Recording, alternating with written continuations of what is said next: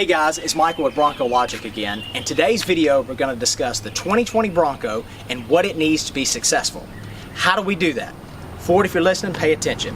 We're going to break it down to three categories: must-haves, should-haves, cool-to-haves. First category, must-haves. And what do we mean when we say must-haves? This is the category that is going to appeal to all buyers, not just Bronco fans and off-road enthusiasts. All buyers. Let's get started. What's number one on our list, or number five, whichever order you decide to put it in? Number five, live rear axle. Why does it need that to be successful? Number one, it's stronger. Meaning what? It has a higher load capacity. It can handle engine torque better, has better traction, and more importantly, every Bronco ever produced had a live rear axle and not independent rear suspension. Hey there, Bronco fans. Still with me? Number four on the list, transfer case. A full-time selectable transfer case, not all-wheel drive, manually shifted or electronically shifted, your choice, Ford, but it needs to have a transfer case. Let's move on to number three. Number three on the must-have list, rear-mounted spare tire carrier. Why does it have to have this, you say? To appeal to the masses. It screams adventure. The first identification of a vehicle that's meant to go beyond the road, off-road to adventure, to journeys, is the rear tire mounted carrier. Every Bronco ever made had the option to have that. Not to mention, if we're going to compete with Jeep, the Wrangler has them, older Cherokees had them, the FJ Cruiser had it, the FJ40 has it, and the 4Runner owners, their first modification for the new ones is a rear mounted tire carrier. We gotta have it! Number two on the must-have list to be a commercial success.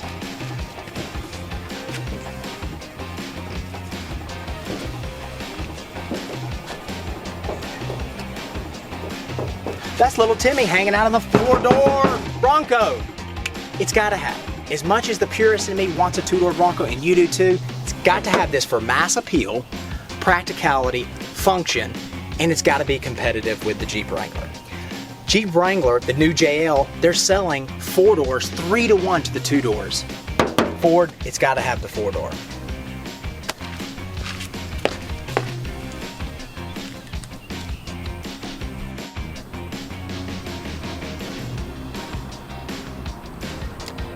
What you've been waiting for, number one, the must-have. Quite possibly the most important feature the Bronco must have.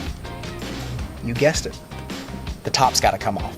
Every Bronco ever made, the top came off. The Wrangler top comes off. We've got to be competitive. What was the failure to the FJ? The top nut coming off. We gotta have it! Now that we covered the must-haves of the 2020 Bronco, let's move on to the nitty-gritty, the should-haves. Number five on the should-have list. Manual locking hubs. This speaks to the real Bronco fans and off-road enthusiasts. It guarantees full engagement, they're stronger, and it's just more simple. Simply put. Number four for the should-have list. What's missing right here? A roll bar or a roll cage, but at least a roll bar. Why do we need this? Well, because we know Ford's listening and they're going to make a removable top, we gotta have to have some safety regulations. It's not the 1970s or 80s anymore. We're worried about rollovers. We gotta have some protection. There's gonna be some design appeal when you take the top off. It's gotta look cool going down the road. And not to mention, most importantly, we've gotta compete with Jeep. Number three on the should-have list. A V8 option. We're under the hood of my Bronco right now, and every Bronco ever made from 66 to 96 had a V8 option. We know Ford loves the EcoBoost. We know they want hybrid models, but we really need a V8 option. Why? Because they came back out with the Coyote 5.0 liter. That was an original design for the early Bronco. So how cool is it for Ford to come back out with the Bronco in 2020 and use the same displacement engine as the original first-gen Bronco? That's just cool! Number two on the must-have list, body-on-frame design. Why is this important? A few facets. They're stronger. Every Bronco ever made had a body-on-frame design. And it's more easily modifiable with suspension and aftermarket goodies. And you know, as Bronco guys, we can't leave anything alone. You've waited for it. The number one should-have option for the 2020 Bronco and all Bronco fans and off-road enthusiasts like, solid axles. What does that mean? This Bronco didn't have solid axles. It had the crappy twin traction beam. It's a piece of junk. This one's been swapped out. Ford, do us a favor and go and have it come factory with a solid axle. And while you're at it, make the rear axle a 4-link suspension. Do we want to compete with Jeep or not? Why do we want a solid axle? They're stronger, number one. Secondly, it's more traction off-road. If we're building an adventure mobile, we gotta have traction. What are we thinking? In order for the Bronco to rely on its off-road prowess, it's got to have credibility. And what breeds credibility like solid axle? The rear 4-link suspension should have better ride quality, and it's more aggressive off-road. You're building an adventure mobile. Make it for adventure! So we've learned what the Bronco must have. We learned what it should have. Now let's find out what it'd be cool to have. So cool to have. First thing, how about a memento? Something that replicates the heritage of the Bronco, its off-road history. Late 80 Bauer models, they came with luggage and camping chairs. Give us something that says this vehicle has some historical significance. What else should be cool to have? It needs a roof rack. We need something where we can put stuff up there. Is it a necessity? Probably not, but it'd be really cool to have. 3, the rear window option, and quite possibly the most important. You tell me. Traditionally, Broncos had either flip-up hatch windows or roll-down windows, with the EBs having the hatch and the full sizes having the roll-down. Personally, it doesn't really matter to me. They're both cool in their own right. But if it's going to have a roll-down option, wouldn't it be cool to have a one-click option for the window to go down when you're outside the vehicle, such as on your key fob? And if it doesn't, how about a flip-up hatch? But not having a window that flips up or rolls down is not an option. Ford! Number 2, cool to haves. Removable doors. Do I need to tell you why that's cool? Jeep has them, Bronco had them. We gotta have them. And the number one cool thing a Bronco should have? Awesome trim packages. So let's take a look real quick. With brevity in mind, I've already filled out each and every one of these lists for each package. So let's go over the packages first and we'll figure out what options you can get with those packages. First one's going to be an off-road package, similar to the freewheeling package or the Rubicon package with the Jeep. I codenamed it freewheeling for the 7879 guys, shout out to you. We're going to have an overlanding package. I think that would be an awesome feature. That's a really popular part of off-roading that's really gaining in popularity. Codenamed Adventurer. And we also have the Raptor package. I don't need to say anything more. Enough said. So these are the options that you could get with each one of these. Now, you could argue that each one of these options should come standard, all of them, with each and every trim package, but we know Ford's not going to do that. So here are ones that should come standard for each one of these trim packages. So let's go down the list of options. Gears in the rear end, front end, transfer case ratio, cooling capacity, protection, winch, lockers, communications, special equipment, and lighting. And as we go through it, I'll explain each one of these are for. So let's start off with the off-road package and gears. Naturally, that's a check mark. Like I said, I've already filled this out for you, Ford. I can mail it to you at any time, whenever you need. So we're going to need gears for off-roading. We're going to run bigger tires. We're going to restore that factory performance there.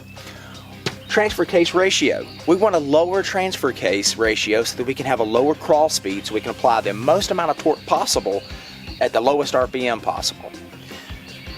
Cooling capacity. We definitely need that off-road, especially when we're crawling really slow in the summertime in terms of oil and coolant, maybe even an additional fan or a high-speed fan option. Protection. What is protection? I mean body armor. Sliders, you can't see they're out of frame here on this Bronco. Bumpers, front and rear. Maybe some skid protection, some belly protection. Anything that would kind of prevent you from beating up your truck off-road. Winch. I don't need to explain that. The off-road package, got to have lockers. Think of the Jeep Rubicon. It has lower gears. It has lockers. We need the E-locker. They put the E-locker in the Super Duty now. We need to have it in the Bronco. Communications, equipment, and lighting. You could argue that these go in the off-road package, but these are the options that'll be standard off-road package, and these are added by the customer if they so desire. Let's move over to the overlanding package, codename Adventurer. It needs gears, maybe not as low of a set as the off-roading package, but certainly if they're going to be carrying trailers and much more equipment inside the vehicle than an off-road guy is, then he's probably going to need a little bit more oomph from his truck. Transfer case ratio for overlanding, I didn't feel that was a necessity for the overlanding guys, simply because they don't put themselves in as aggressive situations as hardcore wheelers and off-roaders and rock crawlers. Moving down to cooling capacity, definitely needed with all the gear they carry. Protection, maybe with the extent of sliders, I don't know that they need an additional protection or belly skids. Like I said, it goes back to transfer case ratio. I don't know that they put themselves as extreme situations and off-camber aggressive trails like the off-roading guys. Moving down the list, winch, definitely. Lockers, I put one here. I think they at least need a rear locker. You can always choose, or should be able to choose by Ford, to add an additional front locker, but it should come standard with at least one in the rear. Communications, absolutely. These guys are known to travel in packs way off the grid and enjoy communicating with others, especially when emergency happens. Equipment. What do I mean by equipment? I mean special equipment, licensed equipment from Ford. What does that mean? Maybe camping chairs, maybe rooftop tents, maybe some shelving units, maybe onboard air, maybe jerry cans, something that Ford can produce themselves that creates a desire and a sort of a niche market, and it's OEM. Similar to like an SVT supercharger or something that Ford creates that's a very desirable high-end item. Lighting, absolutely. I don't know what the lighting would consist of. It could be additional LED pods, it could be a light bar, it could be anything. Maybe just the LED package could be something that would be desirable on the overlanding package. Notice I didn't mention cameras. The Federal Department of Transportation has just mandated for all manufacturers that are producing new vehicles to at least have a rear backup camera. So I believe that's going to be standard on all vehicles, whether you get any one of these packages or even the base package that the Bronco has. What would be an additional option is to have the front camera like the Super Duty has. That would be awesome, and I think that would be really cool to have in any one of these packages and should be on the list. But since it was mandated by the government, I didn't feel the need to put it on this list for options. Moving over to the Raptor. I didn't put gears on the Raptor. High-speed, go-fast guys rely on horsepower and torque. They don't necessarily need gears. Transfer case ratio, I think that would slow them down. That's counterproductive to what they want to do. Cooling capacity, absolutely. They're out in the summertime, running hard and high RPMs. They're going to need cooling capacity. The Raptor and protection, I don't think that's necessary. Running in the sand dunes, I don't think you run into a whole lot of tree stumps and rocks and so on and so forth like you do on the East Coast and out west. Winch, I don't think that's a necessity, but you could certainly add it as an option. Lockers, must have. They've got to have it off-road. Communications, absolutely. When they're out in the desert, a lot of these guys run teams, especially out in Baja, when you're way off the grid, you need to be able to communicate.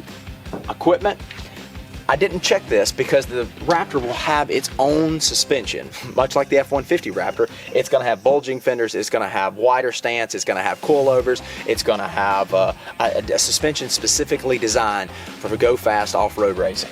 So I didn't really have the need to market equipment on that one. And lighting, must have. When you're running at night, you need those LED lights to get you going where you need to go. So that concludes what the Bronco must have, should have, and be really cool to have. And guys, tell me what I missed. Let me know what you'd like to see in the must-haves, should-haves, and be cool to have. But I think I've covered it all.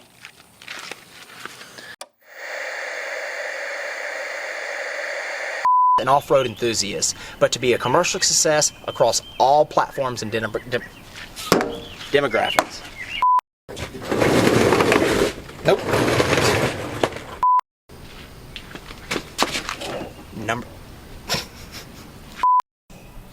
We've covered the must-haves. Let's move on to the should-haves. Our favorite.